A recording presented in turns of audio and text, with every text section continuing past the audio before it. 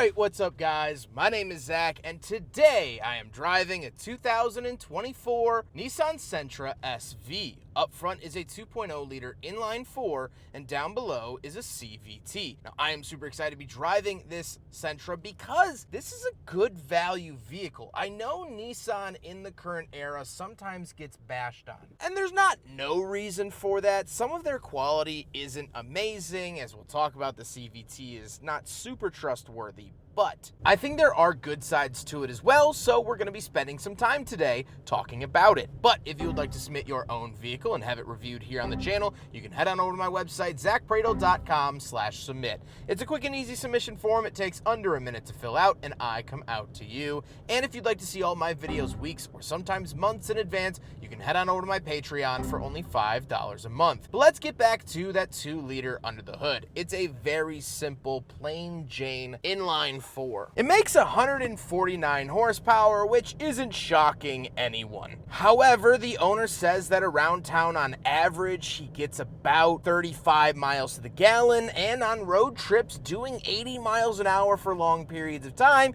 he's seen numbers as high as 38, 39 miles to the gallon. So it is very efficient. So it certainly has that going for it. Like I said, paired to it is the Xtronic CVT. This is a downside for sure. Nissan hasn't really had good times or good luck with their CVTs. They're just not built very well. However, if you keep up with the filter changes and fluid changes, you can get a relatively normal lifespan out of the CVTs. So keep up with that maintenance. I know a lot of people don't with cars like this, but I assure you to. Last but not least, of course, the Sentra is front-wheel drive. So how does it feel to drive the Nissan Sentra? Well, it's very, very normal, very boring. However, that's not necessarily a bad thing. To me, I'm a car enthusiast. I want exhilarating drives out of my vehicles. I want my blood to pump. I want my toes to curl. I want my teeth to chatter while I drive an automobile. And I get none of that out of this. However, this isn't meant for me. Cars like this are good for going to work, going to school, normal everyday tasks. If you buy one of these, you either have another car for the weekends or you just don't have an interest in driving. And that's not a bad thing. Not everyone lives to drive. And so if you don't, this car is great for that. If you want excitement and thrilling in a daily driver, I would recommend you look elsewhere. You're not going to find it here in the Sentra. With that stuff out of the way, let's talk about the interior. Well, in front of me, I have a fix of digital and physical gauges. Off to the left is my tachometer and coolant temperature, and off to the right is the speedometer and fuel, but then I do get a little digital screen in the center giving me some additional information. On the steering wheel on the left, we do have our selectors for that gauge cluster screen, as well as our volume, skip track, and go back. And off to the right, we have our adaptive cruise control options. I really like the overall look of the steering wheel. I like the Nissan badge in the center. I think it looks very dignified, and I think it looks pretty happy. Off to the left, we do have an eco button, gauge dimmer switch, trip reset, and our trunk release. Moving out of the door, we have power mirrors, power locks, and power windows. Moving into the center, we do get an infotainment display. This does have wireless Apple CarPlay and Android Auto, so definitely nice features there.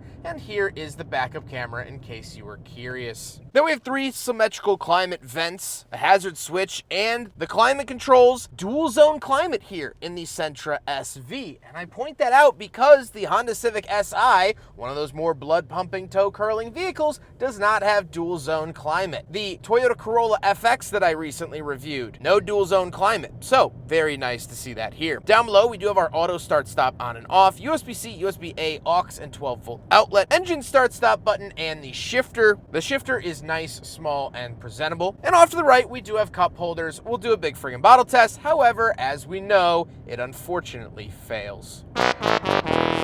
Then we do get a giant center console and the seats. The seats are cloth and they are manual, so no power seats here in the SV. That's where some of its competitors might take a leap forward. However, again, this is a more value vehicle, so if you're not bothered by no power seats, this is good for you. However, speaking of seats, we do have back seats, so let's go do a back seat review. All right, so we're in the back of the 2024 Nissan Sentra SV, and a couple of things to note. First of all, we do have a USB-A down below. No center console, so you're gonna see some of that value savings. They're saving 36 cents a car by not putting center consoles in here.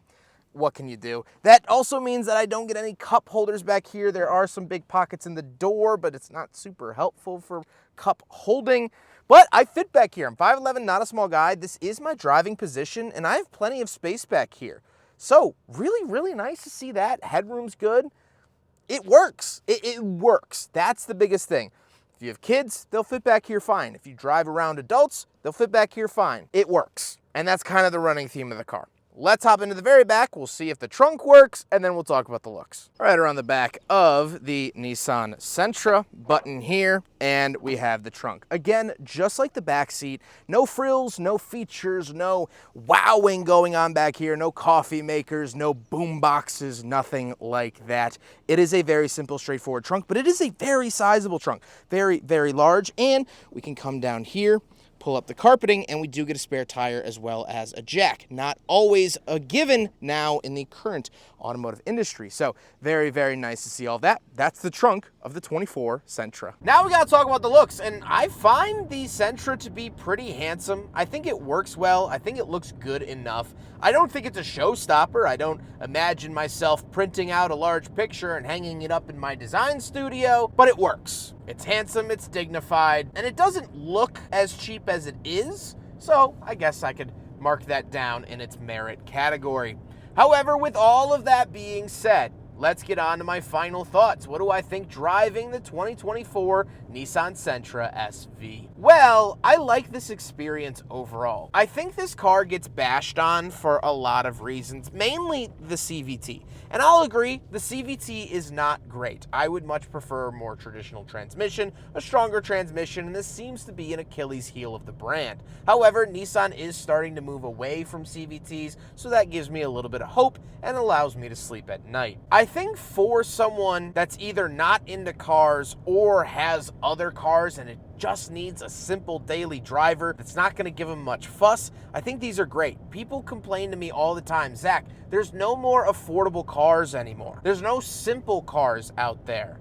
Well, this is simple and affordable. This is an economy car, and you get economy car things. I think it checks that box very, very well. Like I said, for me personally, I want a more enthusiastic and more cutting-edge daily driver. I want something to make me feel something, and you don't get that in the Sentra. It's a rather numb automobile. But if you're a nurse getting off of a 12-hour shift, I don't think you really want to chuck gears in an '01 Porsche Boxster. If you're a line cook and you're running late, I don't think you're really worried about rich Corinthian leather. Apparently you're a line cook in 1976. But my point being is that not every car has to be tailored to the enthusiast. It's nice when they are, but not all of them have to be.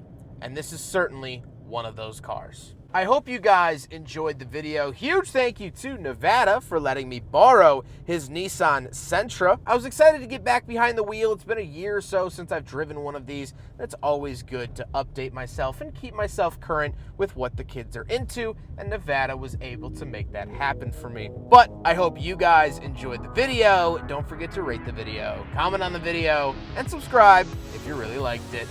Take care, guys.